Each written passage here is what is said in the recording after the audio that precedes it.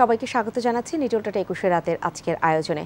কথা বলতে চাচ্ছি পরিবেশ দূষণ নিয়ে, বিশেষ করে এই ঢাকার যে অবস্থা, ঢাকার পরিবেশের যদি আমরা মোটা দাগে আলোচনাটা করি, ঢাকার বায়ু সেটা তো বলতেই হয়। আমরা বাংলাদেশ এই ঢাকা শহর প্রায় সময় চ্যাম্পিয়ন হই বায়ু দূষণের জায়গাটাতে। কোনো ভালো দিকে চ্যাম্পিয়ন হলে যেমন আনন্দ লাগে, পাশাপাশি বায়ু দূষণের মতো জায়গাটায় যখন নিজেদের তালিকায় নামটা উপরে উঠে আসে এই ঢাকা শহর, তখন কিন্তু নিঃসন্দেহে মনে হয় কোথায় বসে আছি আর নিঃশ্বাসের সাথে প্রতি মুহূর্তে কতটা বিষ গ্রহণ করছি।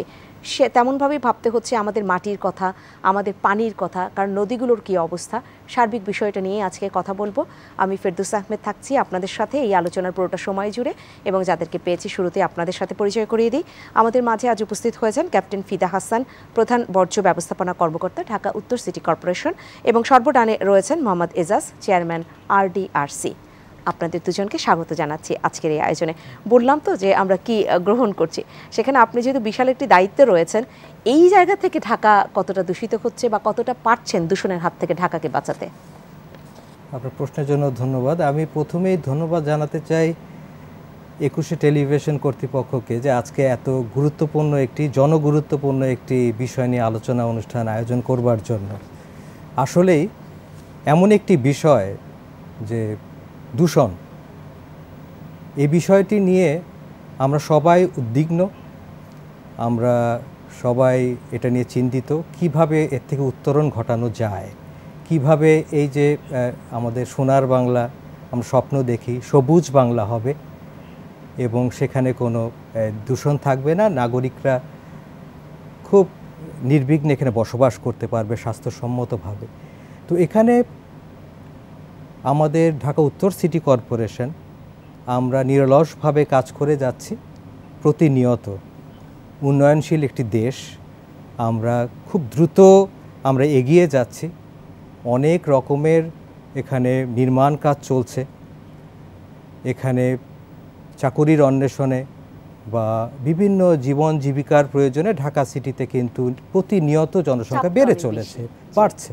তো এখন কিভাবে আমরা এর থেকে এই দূষণটা রোধ করব? তো আমাদের দূষণের যদি কথা বলি, দু রকমের দূষণটা বলতে পারি। একটা হলো আমার সলিড ওয়েস্ট, যেটা বলতে পারি যে আমাদের গৃহস্থালির থেকে যেই বর্জ্যটা আমরা সৃষ্টি করি, সলিড ওয়েস্ট, যেখানে মূলত কিচেন ওয়েস্টটা থাকে। আরেকটা ওয়েস্ট হলো খুবই যেটি আমাদের পরিবেশকে ক্ষতি করছে, সেটি হলো পয়ঃবর্জ্য বা ফেকাল স্লাজ, যেটা আমরা ইংরেজিতে বলি। তো আমি কঠিন বর্জ্যের কথা যদি বলি, সলিড ওয়েস্ট যেটি আমাদের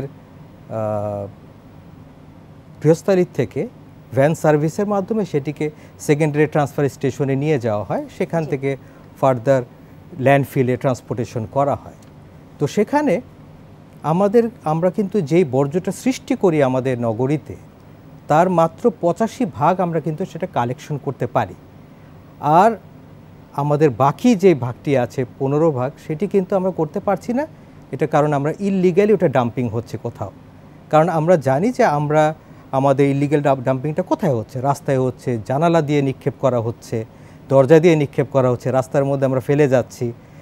তো এবং আমরা দেখতে পাচ্ছি যে আমাদের এই যে কঠিন বর্জ্যগুলি, সেগুলি কিন্তু আমাদের আশেপাশের যে জলাধারগুলি আছে, ওয়াটার বডিগুলি আছে, সেখানে কিন্তু নিক্ষেপিত হচ্ছে এবং আমাদের জলাশয়গুলি পরিপূর্ণ কিসে, কঠিন বর্জ্য দিয়ে। তো এটি খুবই মারাত্মকভাবে পরিবেশ দূষণ করছে, স্বাস্থ্য ঝুঁকি হচ্ছে। তো আমরা এটা নিয়ে আমরা কাজ করছি। আর দ্বিতীয়ত যেটা সলিড ওয়েস্টের দিকে হলো ফেকাল স্লাজ, যেটা পয়ঃবর্জ্য। অবাক হবেন, আমরা আমাদের এই ঢাকা মহানগরীতে প্রতিদিন সবাই মিলে ১৭৫ কোটি লিটার পয়ঃবর্জ্য আমরা সৃষ্টি করি সবাই মিলে। এটি বাসা হতে পারে, অফিস আদালত, সবাই মিলে। এই ১৭৫ কোটি লিটার পয়ঃবর্জ্যের মধ্যে মাত্র ৩৫ কোটি লিটার সেটা আমরা সিওয়েজ ট্রিটমেন্টের মাধ্যমে এটা জলাধারে এটা ডিসচার্জ হচ্ছে। বাদ বাকি ১৩৫ কোটি লিটার সেটি কিন্তু সরাসরি আমাদের জলাশয়ে চলে যাচ্ছে। সেটা আমাদের খাল, আমার লেক এবং ফাইনালি আমার নদীকে দূষণ করছে। সেটা কেন যাচ্ছে, মানে সক্ষমতার অভাবে চলে যাচ্ছে এরকম? সেটি এক হলো যে আমাদের সচেতনতার অভাব আছে। আমরা কি জানি যে ওয়াসার যে সুয়ারেজ লাইনটি আছে, তো সেটার সাথে কানেক্টিভিটির ব্যাপার আছে। সুয়ারেজ লাইন আমাদের গোটা ঢাকার মধ্যে 20% জায়গায় সুয়ারেজ লাইন করা আছে ওয়াসার, আর 80%-এ নাই। সেই 80%-এর নিয়মটা কি? সেখানে হলো যে সেপটিক ট্যাঙ্ক থাকতে হবে প্রত্যেক বাসায়, ওখানে সেপটিক ট্যাঙ্ক থাকবে, সেখানে জমা হবে, সেখান থেকে সময় মোতাবেক এবং প্রয়োজন মোতাবেক সেখান থেকে পরিষ্কার করা হবে। এটি ছিল সাধারণ, এটাই হওয়ার কথা। অথচ আমরা কি করছি, আমরা সেই সেপটিক ট্যাঙ্কে লাইন না দিয়ে আমরা করছি কি, সরাসরি একটা লাইন করে নিচ্ছি, যেটা হলো বৃষ্টির পানি যেটা দিয়ে প্রবাহিত হয়, স্টর্ম ওয়াটার ড্রেন বলে। সেখানে কিন্তু আমাদের বাসার থেকে যেই আমাদের টয়লেট নিঃসৃত যে বর্জ্যটা, সেটা চলে যাচ্ছে আমার স্টর্ম ওয়াটার ড্রেন। এখন সরাসরি যে চলে যাওয়া, এই সিস্টেমটাই বা কেন গড়ে উঠলো? এই আলোচনাটা রয়েছে, অনেক বিস্তর একটি আলোচনা। আমি একটু মোহাম্মদ এজাজ আপনার কাছে আসতে চাই। এটা যে যাচ্ছে, কিভাবে যাচ্ছে, কেন সিস্টেম গড়ে উঠলো না, আমরা নিঃসন্দেহে ক্যাপ্টেন ফিদা হাসান রয়েছেন, তার কাছে শুনবো। কিন্তু যাবার পরে যে ওয়াটার বডির যে কি অবস্থা হচ্ছে, সেটা একটু শুনি। জি, ধন্যবাদ আপনাকে। বাংলাদেশ কনটেক্সটে বলি, তারপর ঢাকার কনটেক্সটে বলি, আপনার জন্য সুবিধা হবে। আমরা কিছুদিন আগে একটি স্টাডি করেছিলাম, এই যে গত 4-5 মাস আগে একটা স্টাডি করেছিলাম। আমরা সারা বাংলাদেশের সবগুলো নদীর মধ্যে কতগুলো নদী হচ্ছে পলিউটেড, এটা আমরা আইডেন্টিফাই করতে চেষ্টা করি এবং আমরা ওয়াটার টেস্টিং করি সবগুলো, মানে সেকেন্ডারি ডেটা ধরে ধরে পরে আমরা ওই স্পটে গিয়ে ওয়াটার টেস্টিং করি। এবং আমরা ডিওইর যে স্ট্যান্ডার্ড আছে, সেই স্ট্যান্ডার্ড ধরে আমরা দেখেছি বাংলাদেশে 56টা নদী আছে যেগুলো হচ্ছে মোস্ট পলিউটেড রিভার্স। এর মধ্যে বুড়িগঙ্গা হচ্ছে 6-7 নাম্বার সিরিয়ালে, তার থেকেও বেশি দূষিত নদী কিন্তু বাংলাদেশে আছে। যেরকম প্রথম দিকের যে নদীগুলো আছে তার মধ্যে হচ্ছে লবণদহ, এটা হচ্ছে গাজীপুরে, সুতাং এটা হচ্ছে হবিগঞ্জে, এরপর হচ্ছে হাড়িধোয়া, নাম শুনেছেন মনে হয়, নরসিংদীতে, তুরাগ, বুড়িগঙ্গা যার কাছ থেকে পানি পায়, তুরাগের আপস্ট্রিম, আরও অনেকগুলো নদী আছে যেগুলোর মধ্যে হচ্ছে যে ডিউয়ের যে মিনিমাম যে স্ট্যান্ডার্ড তার থেকে অনেক নিচে, মানে এখানে কোনো মানে অ্যাকোয়াটিক স্পিসিস যাদেরকে আমরা বলি আর কি, যে মৎস্য এবং যে কোনো জলজ জীবও বেঁচে থাকার কোনো সুযোগ নাই, কোনো অক্সিজেন না কিচ্ছু নাই। এবং এটা করতে গিয়ে আমরা দেখেছি যে 3 ধরনের আমরা এখানের মধ্যে বর্জ্য আমরা লক্ষ্য করি। একটা হচ্ছে যে আপনার প্লাস্টিক দূষণ আমরা প্রত্যেকটা নদীতে পেয়েছি। যেরকম আপনি যদি আপনি বরিশালের কথা বলেন, যে পটুয়াখালীর যে আন্ধারমানিক নদীর যে মোহনাতে যে বাজারগুলো আছে, যেখানে জেলেরা মাছ নিয়ে আসে, তারা যে মাছ কালেক্ট করা এবং এটাকে ডাম্পিং করা এবং প্রিজার্ভ করার ক্ষেত্রে যে পরিমাণ পলিথিন ইউজ করে, ওখানে পলিথিন আর পলিথিন বাজারের পাশে এবং আড়তের পাশে। তো সুতরাং একদম কোস্টাল এরিয়ার নদীগুলোর মধ্যেও আমরা পলিথিন দূষণ পেয়েছি। এছাড়া আমরা পলিথিন ছাড়াও সলিড ওয়েস্ট দূষণ আমরা প্রত্যেকটি নদীতে পেয়েছি। এবং এই 56 রিভার্সের মধ্যে একটি বড় নদী, মানে প্রায় 50টি নদী হচ্ছে যেগুলো শহরের পাশ দিয়ে গিয়েছে। দ্যাট মিনস আরবানাইজেশন যেখানে যেখানে হয়েছে সেখানকার একটা বড় দূষণ আমরা লক্ষ্য করি সেই জায়গার মধ্যে। দূষণ দুটো, একটা হচ্ছে যে পলিথিনে কি বেশি পেয়েছেন কিনা? পলিথিন আমরা সবগুলাই পেয়েছি, মানে 56টা আমরা পলিথিন পেয়েছি। আপনি ডিজলভ অক্সিজেনের যে ব্যাপারটা, সেটা কি পলিথিনের কারণে কমে যাচ্ছে এরকম? একটা তো পলিথিন, সাথে ইন্ডাস্ট্রিয়াল ওয়েস্ট এবং মিউনিসিপ্যালিটি ওয়েস্টও আছে। এবং দ্বিতীয় হচ্ছে আমরা যেটা পেয়েছি, প্রত্যেকটি জায়গায় শহর থেকে যে পরিমাণ মিউনিসিপ্যাল ডাম্পিং হয়, যেহেতু ফিদা ভাই এখানে আছেন, মানে ওয়েস্ট ডাম্পিং নিয়ে কাজ করেন, বাংলাদেশের এরকম কোনো, আমি অথরিটি নিয়ে বলতে পারি, বাংলাদেশে এরকম কোনো ইউনিয়ন পরিষদ নাই যাদের নিজস্ব জায়গা আছে যেখানে ময়লা ডাম্পিং করবে, একটাও নাই। তা আমরা একদিকে ডেভেলপমেন্টের কথা আমরা বলছি, কিন্তু আমরা লোকাল গভর্নমেন্টকে সক্ষম করতে পারি নাই। লোকাল গভর্নমেন্টকে আমরা এই ফেসিলিটি এখনও প্রোভাইড করতে পারি নাই যে তোমাকে 5 বিঘা জায়গা দিলাম যেখানে তুমি তোমার এই মিউনিসিপ্যালিটির ময়লাগুলো অথবা ইউনিয়ন পরিষদের ময়লাগুলো এনে তুমি এখানে ডাম্পিং করবা। এবং বাংলাদেশের প্রত্যন্ত অঞ্চলে বাসাবাড়ি থেকে যে ময়লাগুলো কালেক্ট করা হয়, সেই ময়লাগুলো কোথায় ডাম্পিং করা হয় জানেন? খালে এবং নিকটস্থ নদীতে, কালভার্টের সামনে গিয়ে এটা ডাম্পিং করা হয়। এবং এই প্র্যাকটিসটা ঢাকাতেও আছে কিছু কিছু জায়গার মধ্যে। ঢাকায় যতগুলো খাল দেখবেন আপনি, ঢাকায় আমরা একটা স্টাডি করেছি, 77টা খাল ঢাকায় আছে। এই 77টা খালের মধ্যে 26টা হচ্ছে ওয়াসার আন্ডারে ছিল, যেটা 2 ভাগ করে ওনাদেরকে এবং তাওস ভাইকে 2 ভাগ করে দেওয়া হয়েছে। ওই 26টি, এর সাথে ডিসির আন্ডারে আছে আরও প্রায় 40টি খাল, এবং বাকিগুলো বক্স কালভার্ট হয়েছে। এই প্রত্যেকটি খালের সবচেয়ে বড় ক্রাইসিস হচ্ছে খালের পাড়ে যারা বসবাস করেন, তারা খালের ভিতরে এই ময়লাটা ডাম্পিং করেন, এবং আশেপাশের লোকজনও খালের মধ্যে ময়লা ডাম্পিং করে। তো সুতরাং এই খালগুলো হচ্ছে একটা ময়লার ভাগা। সিটি কর্পোরেশন থেকে করে কিনা সেটা একটু শুনে। সিটি কর্পোরেশন থেকে অফিসিয়ালি করলে বললে এটা ভুল হবে, কিন্তু খালের পাড়ের লোকজন করেন। বাট আমরা যেটা দেখেছি দুটো, একটা হচ্ছে যে খালের মধ্যে ওয়েস্ট ডাম্পিং হচ্ছে। ফিদা হাসান বললেন যে ইলিগাল যে ময়লাটা আসলে যায়, সেটা তো মানুষ নানানভাবে জাস্ট থ্রো করে। না না, আমি আসতেছি, আপনি গুড পয়েন্ট আসছেন। আমরা এটা কাজ করতে গিয়ে ঢাকার চারপাশের নদীগুলোকে আমরা সার্ভে করেছি। সার্ভে করে আমরা দেখেছি যে প্রায় 270টি জায়গা আছে যেটা হচ্ছে যে সরাসরি ডাস্টবিন হিসেবে নদীকে ব্যবহার করা হয়। 270টি জায়গা, এটার জিও লোকেশন আমার কাছে আছে ঢাকা শহরে, ঢাকার চার নদীর পাশে। এবং এটার কারণ হচ্ছে কি, এই কমিউনিটির ময়লাগুলো কালেক্ট করার কোনো নেটওয়ার্ক তৈরি করা হয়নি। তারা নদীটা খুব কাছে, তারা এখানে গিয়ে ডাম্পিংটা করছে। তো সুতরাং স্থানীয় যে ওয়ার্ড কমিশনার যারা আছেন এবং যে বাড়ির মালিক সমিতি আছে, দুটো কাজ। বাড়ির মালিক সমিতির কাজ হচ্ছে ময়লাটা কালেক্ট করে যদি এটা সেগ্রিগেশন হয় না কিছু, এটা আরেকটা আলোচনা আমরা পরে আসবো, তারপরে সেটা সিটি কর্পোরেশন নেটওয়ার্কে নিয়ে যায়। কিন্তু এই যে 270টি জায়গার মতো আপনারা তুরাগ নদী, বুড়িগঙ্গা নদী, টঙ্গী খাল, বিশেষ করে যেটা ওনার বুড়িগঙ্গাটা ওনাদের আন্ডারে নাই, বাট টঙ্গী খালের একটি বড় অংশ, মানে যেটাকে আমরা টঙ্গী নদী কিংবা তুরাগ পাড়ের ইস্তেমার কথা যেখানে বলি, যে ওই নদীটির আশেপাশে আপনারা যদি দেখেন, এদিকে ত্রিমোহনী থেকে শুরু করে আপসিমে যদি আপনি যান, বলছেন সেখানে ওয়ার্ড কাউন্সিলররাও এটা করছেন না। আমি বাড়ির মালিক সমিতি বা থাকে না যে যারা বাড়ির মালিক, তাদের কথা আমি বাদই দিলাম। ওয়ার্ড কাউন্সিলররা সিটি কর্পোরেশনের অন্তর্ভুক্ত হলে তারা কেন এই কাজটা করছেন না? এটা একটা আমরা পেয়েছি, এটাই তো আমি আজকে রেজ করলাম। আচ্ছা, তাহলে ক্যাপ্টেন ফিদা হাসান, জি জি জি, আপনি শেষ করবেন। আরেকটা হচ্ছে যে টঙ্গী বাজারে এটা দুই সাইডের সমস্যা। এই সাইডে হচ্ছে যে কিছু ইনফরমাল বাজার আছে টঙ্গী নদীটার উপরে, আর ওই পাশে গাজীপুর সিটি কর্পোরেশন। দুজন মিলে যে পরিমাণ ময়লা ফেলে, এই পুরো নদীটা 22 কিলোমিটার লম্বা। এখান দিয়ে আপনি এই মুহূর্তে একটি ইঞ্জিন চালিত নৌকা নিয়ে যেতে পারবেন না, সব সলিড ওয়েস্ট আপনাকে বন্ধ করে দিবে। আপনি 10 ফিট যেতে পারবেন না। এতটাই প্রতিবন্ধকতা সৃষ্টি হচ্ছে। তো সুতরাং নদীর পাড় থেকে যেটা বলেন যে ইলিগাল ডাম্পিং, ডেফিনেটলি এটা ইলিগাল ডাম্পিং। সুতরাং ইলিগাল ডাম্পিং একটা নদীতে সরাসরি হচ্ছে এই বিভিন্ন স্পটে, আরেকটা ইলিগাল ডাম্পিং হচ্ছে খালে। তো সুতরাং একটা ডিসকাশন আমাদের হতে পারে খালগুলোকে আমরা কিভাবে এখান থেকে মুক্ত করতে পারি, আরেকটা ডিসকাশন হচ্ছে নদীগুলোকে আমরা কিভাবে মুক্ত করতে পারি, এবং এই নেটওয়ার্কে আমরা সবাইকে কিভাবে ইনক্লুড করতে পারি।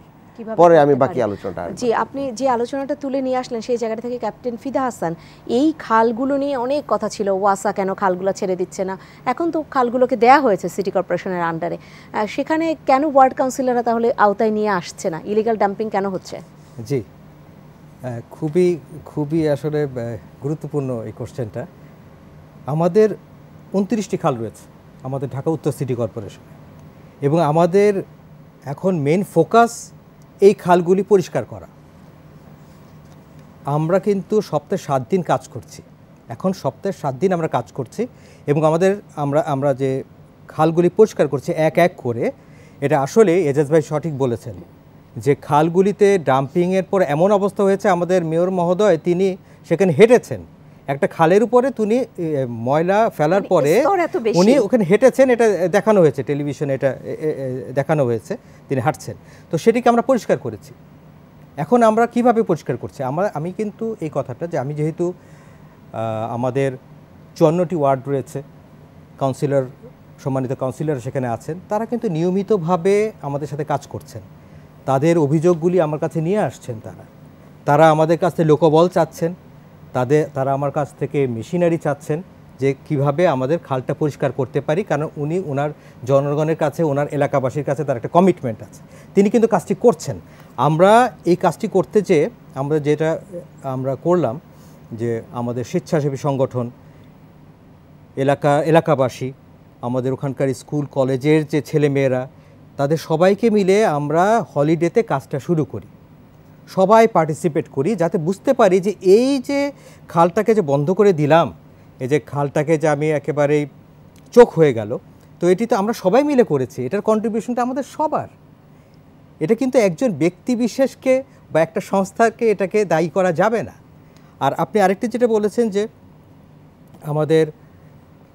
আমরা কি ফেলছি কিনা, সিটি কর্পোরেশন কি ফেলছে কিনা, কারণ এজাজ ভাই একটা কথা বলেছেন, অনেক জায়গাতে ময়লা ফেলার জন্য সুবন্দোবস্ত নেই, কোনো ট্রান্সফার স্টেশন নেই বা কোনো কন্টেইনার নেই, ফলে তারা বাধ্য হচ্ছে পানির মধ্যে ফেলছে, যদি এটা অমানবিক, এই পরিবেশের প্রতি অমানবিকতা। তো সেখানে আমরা কিন্তু ওখানে ফেলছি না, আমাদের ট্রান্সফার স্টেশন হয়েছে আমাদের ঢাকা শহরের মধ্যে আমাদের নর্থ সিটি কর্পোরেশনের 54টি আছে। আমার প্রশ্নটা সেখানে ছিল না, যেটা মোহাম্মদ এজাজ বললেন, টঙ্গীর কথাটা বললেন, পার্শ্ববর্তী গাজীপুরের ওই মাঝখানের যে খালের কথা বললেন, সেই জায়গাটা প্রশ্নটা ছিল যে ওয়ার্ড কাউন্সিলররাও ওখানে যারা বসবাস করছেন তারা সরাসরি এই যে ডাম্পিংটা করছেন একদম ওয়াটার বডিতে, তাদেরকে যদি সুব্যবস্থা থাকতো, পরিচ্ছন্নতা কর্মীরা যেতেন, গিয়ে ময়লাগুলো কালেক্ট করতেন, তাহলে তো তারা হয়তো এই হারে করতেন না, কিন্তু সেখানে সেই ব্যবস্থাটাই গড়ে ওঠেনি। এইটা কেন গড়ে ওঠেনি? এটা আমি আপনাকে বলি। এজাজ ভাই কথাটা বলেছেন যে খালের পারে যারা বসবাস করছে, সেটা প্রান্তিক জনগোষ্ঠী হতে পারে অথবা যারা ওখানে বাসাবাড়ি আছে, লিগালি যারা বসবাস করছেন বিল্ডিংয়ে তারাও আছে, তারাও কিন্তু কাছাকাছি নিকটবর্তী ফেলছেন। তাদের জন্য তো ব্যবস্থা করাই আছে, কমিউনিটি ভ্যান সার্ভিস দেয়াই আছে, যেটা প্রাইভেটলি ওন্ড। অন্যদিকে প্রান্তিক জনগোষ্ঠী যাতে খালের মধ্যে তার ময়লাটা না ফেলেন, তার জন্য কিন্তু ভ্যান সার্ভিস তাদের জন্য অত্যন্ত স্বল্প মূল্যে ব্যবস্থা করা আছে, মাসিক 50 টাকা মাত্র ভিত্তিতে। কিন্তু তারপরেও এটা খুব ডিফিকাল্ট হয়ে যাচ্ছে, বিকজ এটা ওই অ্যাওয়ারনেসটা ডেভেলপ করা আমরা চেষ্টা করছি। সেটা বাধ্য করতে হবে। অনেকেই মনে করতে পারেন 50 টাকা দিব না, পাশে যেহেতু একটা নদী পেয়েছি, একটা খাল পেয়েছি, আমি ওর মধ্যে ফেলে দেই। সেই বাধ্যটা কি করা হচ্ছে কিনা? সেটা আমরা কিভাবে করছি, তাদেরকে আইনের আওতায় নিয়ে আসার জন্য, কারণ আমরা পরিষ্কার করে ফেলেছি, আমরা একটা একটা করে খাল পরিষ্কার করছি। সেই জায়গায় আমাদের মনিটরিংয়ের জন্য সিসিটিভি সার্ভেলেন্সের ক্যামেরা আমরা ওখানে বসিয়েছি। ইতিমধ্যে আমাদের একটা প্যারিস খাল, সেই জায়গাতে আমাদের পরিষ্কার করেছি মিরপুরে, সেই জায়গায় আমাদের অলরেডি সিসিটিভি সার্ভেলেন্সে চলে আসছে। আমরা দেখতে পাচ্ছি যে কেউ কি অবৈধভাবে ডাম্পিং করছে কিনা। আমরা চেষ্টা করছি আমাদের সচেতনতা, অ্যাওয়ারনেস বৃদ্ধি করে কর্মশালার আয়োজন, ওখানে আমরা আমাদের কমিশনাররা বা কাউন্সিলররা তারা প্রতিটা এলাকায় তার সব জায়গায় যাচ্ছেন, কথা বলছেন।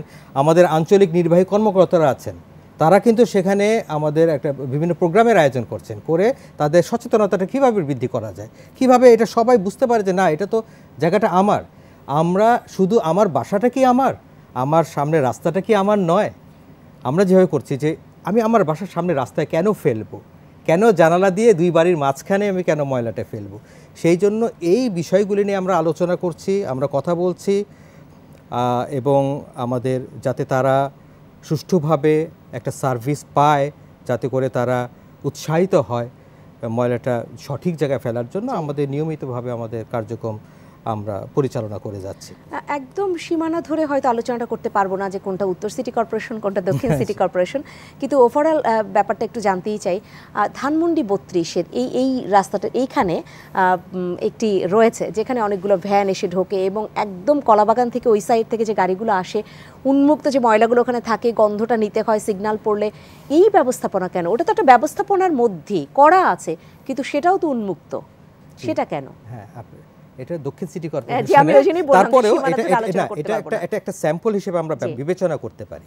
আপনি যেটা বলেছেন যে ওটা হলো সেকেন্ডারি ট্রান্সফার স্টেশন বানানো আছে, সেখানে কমিউনিটি ভ্যান সার্ভিসের ভ্যানগুলি এসে সবাই মিলে ওখানে ময়লা ফেলছে, এবং খুব একটা নৈরাজ্য বা একটা দৃষ্টিকটু একটা সকালে যে মর্নিং ওয়াক, একটা নির্মল বায়ু সেবন করতে মানুষ বের হচ্ছে, ওই গন্ধটা নিতে হয়। আমার নিজেকেও নিতে হয়েছে, আমি গিয়েছি।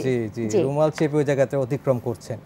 এইটাই আমরা কি কাজ করছি একটু বলি আমি, যে আমরা এটা অবশ্যই, কারণ কি, যদি ভ্যান সার্ভিসে সঠিকভাবে এটা যদি ডাম্প করা হতো, এটা নিয়ম অনুযায়ী ট্রান্সফার স্টেশনের ভিতরে ভ্যানটা ঢুকে যাবে, সেখানে ময়লাটা বিনের মধ্যে একটা কন্টেনার রাখা আছে, সেই বিনের মধ্যে ফেলবে।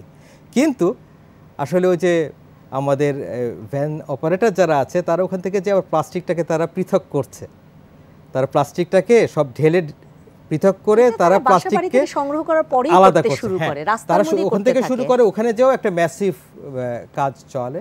তো এইরকম একটা পরিবেশ সৃষ্টি হয়। তো আমরা এখন কি করছি, এখানে আমাদের 2টা প্রজেক্ট আছে। একটা হলো আন্ডারগ্রাউন্ড এসটিএস, আমরা এসটিএসটা করব আন্ডারগ্রাউন্ড, তাহলে আর এইরকম একটা পরিবেশ দেখতে হবে না। কন্টেইনারটা থাকবে মাটির নিচে, এখানে একটা ওপেনিং থাকবে, আচ্ছা, যেখানে ঢাকনা দেওয়া ওপেনিং থাকবে, সেখানে যে ময়লাটা ঢেলে দিবেন, ফলে সেটা কিন্তু আর পরিবেশের ক্ষতি করলো না। এটা একটা আন্ডারগ্রাউন্ড এসটিএস, ইতিমধ্যে অনুমোদন হয়ে গেছে, আমরা কাজ করছি।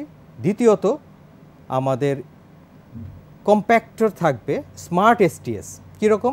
সেখানে কনভেয়ার বেল্ট থাকবে, কনভেয়ার বেল্টে যে আমাদের ভ্যান অপারেটররা তাদের যে ময়লার ব্যাগগুলো তারা ওখানে ফেলে দিবেন, ওখান থেকে যে আমার এই একটা কম্প্যাক্টর থেকে সরাসরি ট্রাক এঙ্গেজ হয়ে যাবে, ময়লাটা কম্প্যাক্টেড হয়ে ওই ট্রাকের মধ্যে উঠবে এবং চলে যাবে, ফলে এই এরিয়ার মধ্যে আর কোনো প্রবলেম হবে না, এই যে দুর্গন্ধ ছড়াবে না, অডর কন্ট্রোলিং হবে। তো এই জিনিসটা আমাদের ইতোমধ্যে কাজ শুরু হয়ে গেছে। আমরা আশা করছি যে এই বছরের শেষ নাগাদ আমরা এটা একটা দৃশ্যমান কিছু দেখা যাবে, এটা আমরা করছি পরীক্ষামূলকভাবে। এটা তাহলে একটি ভালো উদ্যোগ এবং সেখান থেকে সুফল কতটা পেতে পারি সেই আলোচনাটাও একটু শুনতেই চাই। এবং পাশাপাশি এই যে বর্জ্য ব্যবস্থাপনা, এটাকে আমরা নেতিবাচকভাবে তো দেখতেই হয় যখন দূষণের পর্যায়ে গড়ায়, কিন্তু এটার থেকে আমরা আরও কী কী করতে পারি, আমাদের সম্ভাবনা কী কী রয়েছে সেই আলোচনাটাও করবো। আমি বিরতি থেকে আসছি। সম্মানিত দর্শক, নিটোল টাটা 21-এর রাতে সময় হয়েছে একটা ছোট্ট বিরতির। খুব অল্প সময়ের মধ্যে ফিরে আসবো, আলোচনার সাথেই থাকবেন।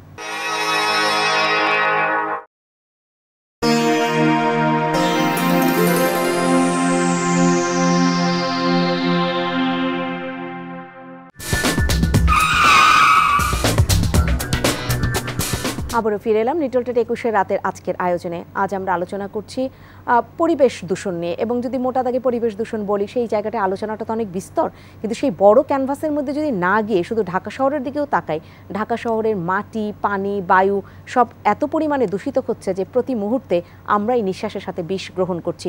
আর পানির দিকে তাকালে সেখানে কি দেখতে পাই, যারা রয়েছেন আপনারা এই ঢাকা শহরে বিশেষ করে, তারা তো দেখতেই পাচ্ছেন।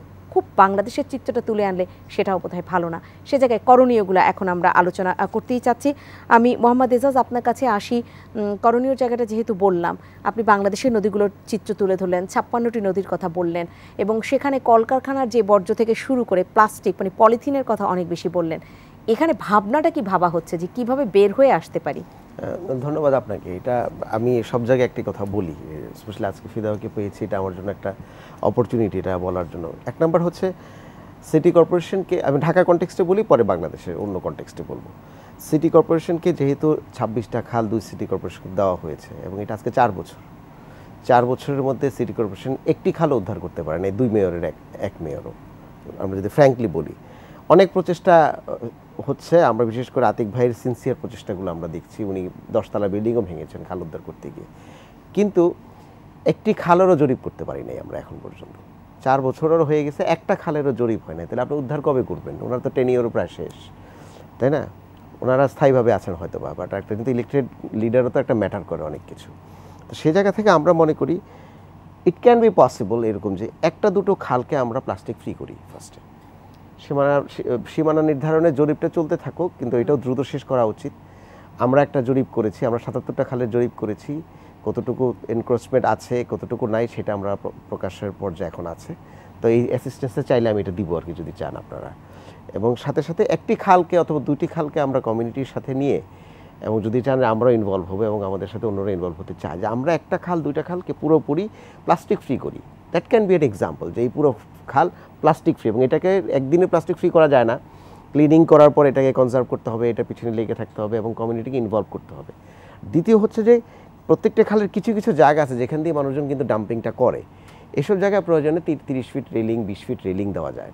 রেলিং দিলে হবে কি, তখন সে এই মানে যে পলিথিনের যে ব্যাগটা সেটা থ্রো করতে পারবে না, হ্যাঁ থ্রো করতে পারবে না। এটা আপনার ইভেন বুড়িগঙ্গার বাদামতলী নদী অংশেও কিন্তু কিছু রেলিং দেওয়া হয়েছে, মানে শুধু শুধু নদীতে ফেলতো, ওই রেলিংয়ের কারণে ওখানকার লোকজন কিন্তু ফেলতে পারে না। ঢাকার এক্সাম্পলই দিলাম, ঢাকা স্টেডিয়ামে একসময় আমার মনে আছে আর্লি 90s ফুটবল খেলার দর্শকরা যখন বোতল এবং অন্য কিছু থ্রো করতো, এটাও রেলিং দিয়ে কিছুটা হলেও রেজিস্ট্যান্স করা গেছে। তো সুতরাং সুতিবোলা খাল, যেখান থেকে একদম সরাসরি, আমি নাম ধরে ধরেই বলছি, একদম ময়লাগুলো নিয়ে কমিউনিটির ময়লাগুলো কালেক্ট করার পরে ওই ইয়ার উপর কালভার্টের উপরে দাঁড়িয়ে এখানে কিন্তু ডাস্টবিন করা হচ্ছে। আগে এটা নড়াই খাল, যেটা আর কি আমরা নড়াই নদী বলি, আসলে এটা আসলে ওই যে রামপুরা খালের একদম ওই অংশে কিন্তু একটা ডাম্পিং স্পট ওপেন ছিল। এটা ওনারা সাম্প্রতিক সময় একটা ম্যানেজমেন্টে এনেছেন। তো সুতরাং 1-2 খালকে মডেল খাল করতেই পারি এবং এটা করা উচিত আমার মনে হয়। That can be an example, যে আমরা ঢাকা সিটির একটা খালকে প্লাস্টিক ফ্রি করা হয়েছে, কিংবা নদীর একটা অংশকে আমরা প্লাস্টিক ফ্রি করলাম, এটা আমরা করা উচিত, করতেই হবে আমি মনে করি। দ্বিতীয় হচ্ছে ঢাকার ওয়াটার বডিতে সিটি কর্পোরেশনকে যে খালগুলো দেওয়া হয়েছে, সেই খালগুলোতে ওয়াসা কেন তার স্ট্রম ওয়াটারের নাম দিয়ে আসলে এই সুয়েজ ওয়াটার ঢুকিয়ে দিতে পারে না, এটা আইনগতভাবে সম্পূর্ণ অবৈধ। তো সুতরাং এই খালগুলো শুধুমাত্র পরিষ্কারের দায়িত্ব সাথে সাথে সেটার সেইখানে মোহাম্মদ এজাজ আপনি কি মানে এই আলোচনাটা কিন্তু আগে ক্যাপ্টেন ফিদা হাসান তুলেছেন বা যে সরাসরি সেপটিক ট্যাঙ্ক আগে আমরা দেখতাম, এখন বরঞ্চ নাই, অনেক বাসাবাড়ি ফ্ল্যাট বাড়ি থেকে সরাসরি ময়লাটা নামানো হচ্ছে। আমি আপনাকে এটা ক্লিয়ার করছি, কেন আমি আপনাকে ক্লিয়ার করছি। আপনি রাস্তায় হাঁটলে আপনি দুটো লাইন দেখতে পাবেন, একটা হচ্ছে যে ম্যানহোল যেটাকে আমরা বলি একদম সরাসরি, এটা সুয়ারেজ লাইন, এটা ওয়াটার অ্যান্ড সুয়ারেজ অথরিটির সুয়ারেজ লাইন। আপনি যখন পানির বিল দেন তখন আপনার সুয়ারেজের বিল ওয়াসা আপনার কাছে নিয়ে নেয়, মানে যে ময়লাটা আপনি তাকে দেন সেই ময়লাটা পরিশোধন করার খরচটা সে কিন্তু অলরেডি নিয়ে নিচ্ছে, বা সে পরিশোধন করছে না। আরেকটা হচ্ছে স্ট্রম ওয়াটার, ফুটপাতের উপর দিয়ে আপনি যে রাস্তাটা একটা পানি দেখবেন যে পানি পড়ে যায়, বৃষ্টির পানিটা ফুটপাতের ভিতর দিয়ে চলে যায়, that is storm water connection. এই storm water connection suppose to be connected to respected পার্শ্ববর্তী যে খালটা আছে সেখানে, কিন্তু আমরা দেখি সুয়ারেজ লাইনের নেটওয়ার্কটাও ওখানের মধ্যে স্ট্রম ওয়াটারের সাথে কোথাও না কোথাও গিয়ে ওয়াসাই মিলিয়ে দিচ্ছে। সুতরাং এটা একটা হচ্ছে যে ইন্ডিভিজুয়াল হাউসহোল্ড অবশ্যই ফিদাবা যেটা বলছে এটা একটা সমস্যা আমাদের আছে, এটা আমরা মানি, কিন্তু ওয়াসার স্ট্রাকচারের মধ্যে এটা আছে, সে টোটাল নেটওয়ার্কটাকে তো তাহলে ওয়াসাও নামিয়ে দিচ্ছে। হ্যাঁ হ্যাঁ, ওয়াসা বাংলাদেশে নামিয়ে দিচ্ছে, আবার বাসার মালিকরাও সেভাবে যুক্ত করে দিচ্ছে। না, বুড়িগঙ্গার যতটুকু দূষণ হয় তার 40% দূষণের জন্য রেসপন্সিবল হচ্ছে ওয়াসা, and that is a fact। এটা কিন্তু একেবারে ওয়াসা যে নামে দিচ্ছে না, এটা এই বিষয়টি আসলে সঠিক নয়। ওয়াসা একটা দায়িত্বশীল প্রতিষ্ঠান হিসেবে এটা করছে না, এটা মূলত আমাদেরই এই যে গৃহস্থালির থেকে যে এসেছে বা অফিসিয়াল স্পেস থেকে যেই আমার পয়ঃবর্জ্যের যে নিষ্কাশনগুলি হচ্ছে, এগুলি কিন্তু আসলে ইভেন যদি সেপটিক ট্যাঙ্ক থাকেও তারপরে একটা সেকেন্ডারি অল্টারনেটিভ তারা একটা কানেকশন দিয়ে রেখেছে, এভাবে আসছে। ওয়াসা একটা দায়িত্বশীল প্রতিষ্ঠান, তারা কিন্তু কোনোভাবেই তাদের স্ট্রং ওয়াটার ড্রেনে কোনো সুয়ারেজ কানেকশন দিচ্ছে না। ওয়াসা কাজ করছে বর্তমানে আমাদের গোটা নগরীর। আপনি তো এখানে বললেন যে ওয়াসা দায়িত্বশীল প্রতিষ্ঠান, নিঃসন্দেহে আমরা তো নাগরিক সুবিধার জন্য ওয়াসার উপরে সে দায়িত্বটা বা ভরসাটাও করতে চাই, কিন্তু এই সমালোচনা কি ওয়াসাকে নিয়ে নেই? আপনি যদি লাইনের কথা বলেন, সুপেয় পানির যে লাইন, পাশে আবার সে সুয়ারেজের লাইন, সেটা যখন একাকার হয়ে যায় নানান কারণে, কত ফিট দূরত্বে সেই লাইনগুলো করতে হবে, তখন কি আমরা ওয়াসাকে খুব দায়িত্বশীল প্রতিষ্ঠানের জায়গায় দাঁড় করাতে পারি কিনা? বলি আপনাকে, সরি আলোচনার ক্ষেত্রেই বলছি যে আমি যে স্টেটমেন্টটা দিলাম এটা আমার না, এটা হচ্ছে নদী রক্ষা কমিশনের অফিসিয়াল স্টেটমেন্ট। তাদের স্টেটমেন্টে হচ্ছে তারা বলছে যে ঢাকার 40% পানির দূষণের দায় হচ্ছে ওয়াসা, এবং মানে এটার একটা কারণও আছে, আমি সেটা হচ্ছে যে এই যে সুয়ারেজ লাইন যে নেটওয়ার্কটা এবং স্ট্রম ওয়াটারের যে নেটওয়ার্কটা আছে, এটা হচ্ছে আসলে এখন আমাদের দাসেরকান্দি আর হচ্ছে পাগলায় যে সুয়ারেজ ট্রিটমেন্ট প্ল্যান্টগুলো আছে, ওয়াটার ট্রিটমেন্ট প্ল্যান্টগুলো আছে, সেখানে নেটওয়ার্কে তারা ক্লেম করে 17% তারা আসলে রিফিল, যেটা প্রথমে ফিদা ভাই বললেন, বাকিটুকু তারা আসলে ইয়া করতে পারে না, পরিশোধন করতে পারে না। তো বললেন যে 175 কোটির মধ্যে 135 কোটি হয় না। নেটওয়ার্কটা এখনো যতটুকু তৈরি করেছে, তৈরি করার পর শেষে তো গিয়ে আপনাকে এটা পরিশোধন করতে হবে। সুতরাং আমাদের এখন যেটা দরকার, ঢাকার বিভিন্ন পয়েন্টে দাসেরকান্দির মতো কিংবা পাগলার মতো আরো অনেকগুলো ট্রিটমেন্ট প্ল্যান্ট লাগবে, কারণ আমি 2 কোটি শহর, এটা তো 4 কোটি হয়ে যাবে 35-40-এর মধ্যে, তো 4 কোটি মানে এর চেয়ে ডাবল হবে আলটিমেটলি। তো সুতরাং এটা যদি এখনই যদি এই প্রকল্পগুলো আমরা যদি সিরিয়াসলি এই সলিউশনগুলোর মধ্যে না আনি আলটিমেটলি, তো সুতরাং এটা একটা ব্লেমিংয়ের মধ্যে তো সীমাবদ্ধ রেখে লাভ নাই। হ্যাঁ, এটা একটা মানে সলিউশনের মধ্যে আসতে হবে। আমরা পানি নিয়ে আসলে অনেক কথা বলেছি, কিন্তু সেই জায়গাটা একটু মাটি, বায়ু, এটাও একটু জানতে চাচ্ছি ঢাকার কি অবস্থা। কিন্তু তার আগে আমি একটু এটা বলি, এটা বিষয় নিয়ে কিন্তু আমাদের কাজ হচ্ছে। পয়ঃবর্জ্য নিষ্কাশনের ব্যাপারটা নিয়ে কিন্তু আমাদের জোরে সোরে আমরা কাজ করছি। আমাদের সাথে ইউনিসেফ এবং Bill and Melinda Gates foundation আমাদের সাথে আছে, আমরা কাজ করছি। 2025-এর মধ্যে আমরা এই টার্গেট নিয়ে কাজ করছি যাতে আমাদের পয় নিষ্কাশন ওয়াটার বডিতে না হয়, এবং আমাদের সাথে ওয়াসার সমঝোতা স্মারক স্বাক্ষরিত হয়েছে, আমরা একসাথে কাজ করব। আর দাসেরকান্দি বা পাগলাতে যেই পয় শোধনাগার করা হয়েছে, এটা কিন্তু যথেষ্ট পরিমাণে কার্যক্ষমতা সম্পন্ন, তো ফলে 5 লক্ষ লিটার, তো সেটি কিন্তু যথেষ্ট। এখন আমরা কিভাবে কানেক্টিভিটি করা যায় এটা নিয়ে কাজ করছি। দ্বিতীয়ত আমাদের আরেকটি প্রোগ্রাম আছে, সেটি হলো শিডিউল ডিসলাজিং, যেটা নিয়ে আমরা ইউনিসেফের সাথে কাজ করছি, যে আমাদের প্রত্যেকটা বাসায় একটা রোস্টার মেনটেন করা হবে, রুটিন মেনটেন করা হবে, সেই অনুযায়ী আমরা সবার বাসার থেকে আমাদের যে সেপটিক ট্যাঙ্কের যেই পয়ঃবর্জ্যটা আছে সেটা আমাদের বিশেষ ধরনের ট্রাক যে সেটাকে সাকশন করে নিয়ে আসবে এবং সেটি এই আমাদের ওয়াসার যে শোধনাগার আছে সেখানে এটা দেয়া হবে এবং সেখানে ট্রিটমেন্ট হয়ে সেটা ওয়াটার বডিতে যাবে। এটা কিন্তু বাড়ি বাড়ি ঘোরা সম্ভব? জি, সেইভাবে এটা কাজ করছি আমরা। আমরা অলরেডি এটা পাইলট হিসেবে আমরা 2টা জোনে কাজ করছি, তারপরে আমাদের নর্থে 5টি জোন আছে, সবগুলিতে আমরা কাজ করব। তো এটি একটি আমাদের উদ্যোগ, সেটা খুব শীঘ্রই এই জিনিসটা শুরু হবে আমরা আশা করছি। এবং আমাদের অবশ্যই ওয়াসার সাথে একসাথে আমরা যদি কাজ করতে পারি, এই যে এত ব্যাপক ঘনবসতি সম্পূর্ণ ঢাকা নগরী, এখানের করাটা আসলেই চ্যালেঞ্জিং। আমরা কাজ করছি। বর্জ্য ব্যবস্থাপনার সাথে তো রয়েছেন এবং সেখানে যে আমরা যে 7 বছরে এখানে একটা তথ্য রয়েছে আমার কাছে যে 3,323 কোটি টাকার মতো খরচ হয়েছে, তারপরও আসলে সেই অর্থে ময়লা সংগ্রহ করা যাচ্ছে না। যেটুকু যাচ্ছে সেটা দিয়ে সম্ভাবনার কথা বলছি এই জন্য যে অনেকেই এখন এই কথা বলছে যে বিদ্যুৎ উৎপাদন করা যায় এই ধরনের বর্জ্য থেকে, সেইটা আসলে কতটুকু উকি দিচ্ছে সম্ভাবনা? আমি প্রথমে আপনার এটা খুবই আমি এই কথাটিতে আসতাম, আপনি প্রশ্নটা জিজ্ঞেস করেছেন বর্জ্য থেকে বিদ্যুৎ উৎপন্ন হওয়ার বিষয়টা, বা এজাজ ভাই কিন্তু বলেছেন আমার নগর পিতার বিষয়টি নিয়ে কথা বলেছেন, ওনার একটা সময় আছে। উনি কিন্তু খাল পুনরুদ্ধার কিন্তু হয়ে যাচ্ছে। আমরা 10তলা বিল্ডিং ভাঙা হয়েছে এবং আমরা এই যে মোহাম্মদপুরের যে খালটি আছে লাউতলা খাল, সেটিকে আমরা খনন করে ময়লা পরিষ্কার করে বুড়িগঙ্গা নদীর সাথে মিশিয়ে দিচ্ছি। আমাদের এটি কিন্তু হচ্ছে এবং হবে। এবং আরেকটি কথা আপনারা ঈদের পরেই দেখতে পারবেন, আমরা ইতিমধ্যে ঘোষণা দেওয়া হয়েছে, আমাদের নগরপিতা ঘোষণা দিয়েছেন আমরা কিনে নিব বর্জ্য, কি প্লাস্টিক বর্জ্য কিনে নিব, আমরা আইসক্রিমের কাপ কিনে নিব, আমরা চিপসের প্যাকেট কিনব, আমরা পলিথিন কিনব এবং কেজি দরে তাদেরকে কিন্তু আমরা মূল্য পরিশোধ করব সবার কাছ থেকে।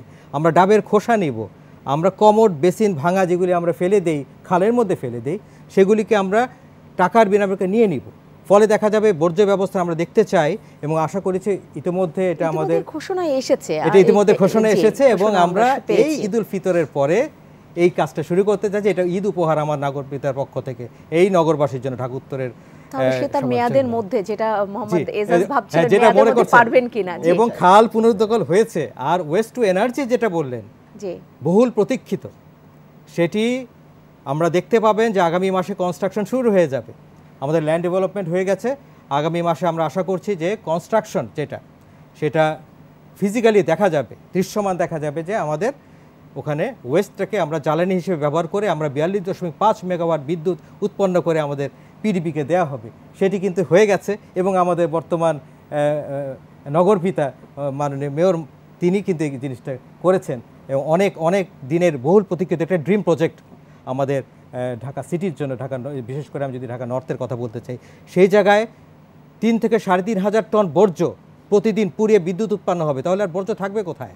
আমাদের এখন জিনিসটা এনশিওর করতে হবে যাতে করে আমাদের যে 15% লস হচ্ছে যাতে লস না হয়, যাতে এদিকে সেদিকে ময়লাটা না পড়ে, আমরা যাতে 100% কালেকশনটা কীভাবে নিতে পারি সবাই একসাথে করে। আর আমি কথাটা বলতে চাই, বর্জ্য ব্যবস্থাপনা যদি বাসার থেকে শুরু করি, সেটা কি গৃহপরিচারিকা নিয়ে যাচ্ছে না? আমি মনে করি ঢাকা উত্তর সিটি কর্পোরেশনের প্রধান বর্জ্য ব্যবস্থাপনা কর্মকর্তা হিসেবে এই যে ময়লার গার্বেজ ব্যাগটা পাকঘরে আমাদের থাকে কিচেনে, সেটি যখন গৃহপরিচারকের হাত থেকে যখন গৃহকর্তার হাতে আসবে, গৃহকর্তীর হাতে আসবে, তখন মনে হয় আমরা ভালো কিছু অ্যাচিভ করতে পারবো। কারণ আমরা খুব স্মার্ট ওয়েতে জিনিসটা এনশিওর করতে পারবো, আমরা বুঝতে পারবো কিভাবে এটা র্যাপ আপ করে আমরা ট্রান্সফার স্টেশনে দিতে পারি।